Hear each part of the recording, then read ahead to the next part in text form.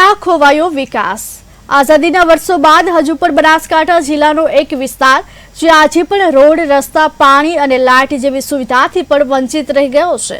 ગુજરાતમાં વિકાસની વાતો વચ્ચે આ વિસ્તારના લોકોને વિકાસ શું છે એ જ ખબર નથી. આ વિસ્તારના લોકોના મનમાં એક જ પ્રશ્ન ઉદ્ભવી રહ્યો છે કે વિકાસ ક્યાં ખોવાયો છે? આવો જોઈએ ડિજિટલ ગુજરાતની વાતો વચ્ચે આ ગામડાઓની શું છે વરવી વાસ્તવિકતા, અમારા ખાસ રિપોર્ટમાં.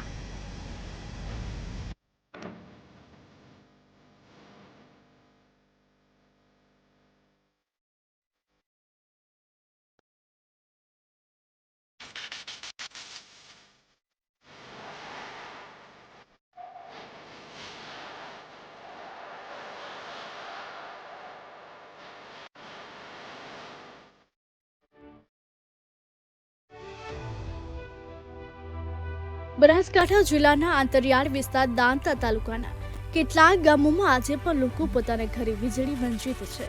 ગુજરાત વિદ્યુત બોર્ડ દ્વારા લાઇટના થાંભલા તો દરેક ગામોમાં નખાયા છે, પરંતુ તેને કનેક્શન અપાયા નથી અને જેને લઈ અંતરિયાળ વિસ્તારના લોકો મુશ્કેલી ભોગવી રહ્યા છે. આ શ્રમિક આદિવાસી હોય, દિવસભરની મજૂરી કરી રાત્રે ઘરે આવે ત્યારે ખાસ કરીને વીજળીની જરૂર પડતી હોય છે. આ ગામમાં પાણીની પણ સુવિધા નથી, રોડ રસ્તાની પણ સુવિધા નથી.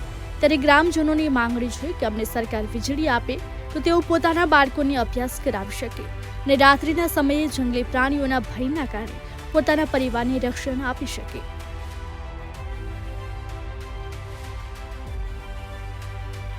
બનાસકાંઠા જિલ્લાના દાંતા તાલુકાના ગામડાઓમાં દાયકાઓ બાદ પણ લોકો વીજળીથી વંચિત છે.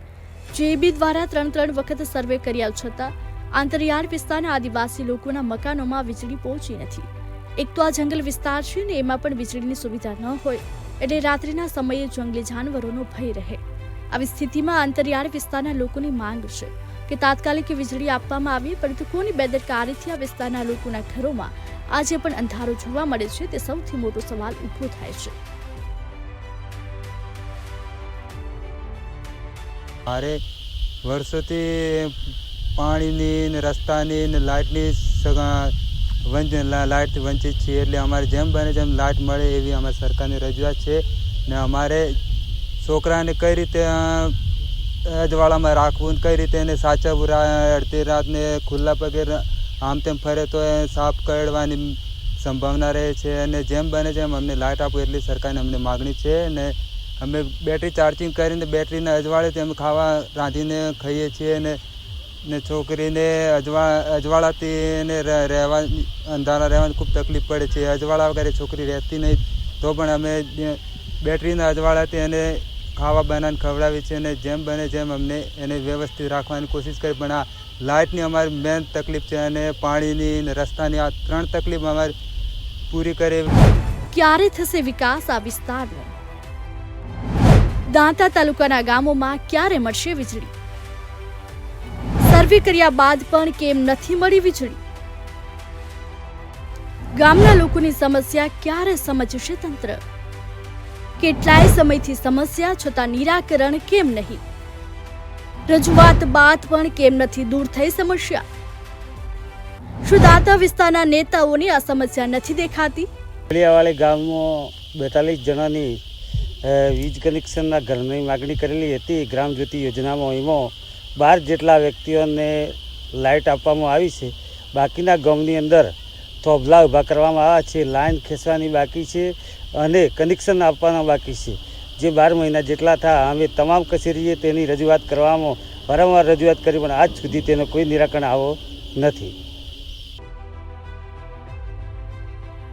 આ ગામોમાં ફક્ત વીજળી જ નહીં, પણ વીજળીના હોવાને કારણે આ ગામમાં પાણીની પણ સુવિધા નથી અને રોડ રસ્તાની પણ સુવિધા નથી. ત્યારે ગ્રામજનોની માંગણી છે કે સરકાર વીજળી આપે તો અમે અમારા બાળકોને અભ્યાસ કરાવી શકીએ અને રાત્રિના સમયે જંગલી પ્રાણીઓનો પણ ડર લાગે તેવી માંગ કરી રહ્યા છે. દાંતા તાલુકાના અનેક વિસ્તારોમાં વીજળીની સમસ્યા તો છે, પરંતુ સરકાર અને તંત્ર ગ્રામજનો અથવા લોકોની ફરિયાદના આધારે કાર્યવાહી કરી ગ્રામજનોને સુવિધા આપવામાં કેમ ઠાગાઠૈયા કરી રહ્યો છે તે સમજાતું નથી.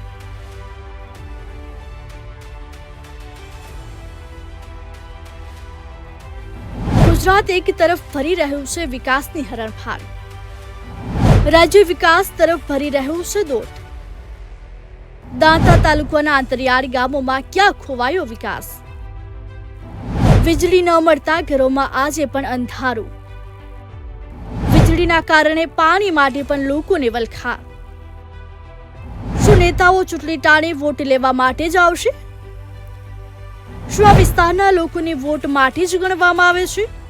मैं लाइट आलो ठीक रही है मैं अंदर हूँ कह रहा जीवन पाओ खेवा दे खेमन खेवा दे जीवरू आवे ये छोकरू उल्टी कैरी जाए एम लाइट आवे तो अंदर हमारे शू कैरन खाए लाइट आवे तो बड़ा खाए छोकरू पेणावनु अंदर हम शू कैरन पेणावनारू एमरे हो एम कोई डिलीवरी थाई जाए तो एम अंदर हम शू कैरन लावा ऊपर लावा लाइट बेती होवो ते अंदर हम लावे कोनी सेम कैरन लावा एतरे दिया करो मारा धन्य था मालक पहलू थेमरे से सेवा कह रहा हम आवो ते हमरे दिया करो तो ठीक रहे हमरे एतरे दिया करो ते मैं भगवान बेलू कह रही थेमरा थी खूब आवाजार जरूरी पण एम एतरे तेंगे है खूब तेंगे है ने तेंगे हमने मैं नखा तेंगे है एतरे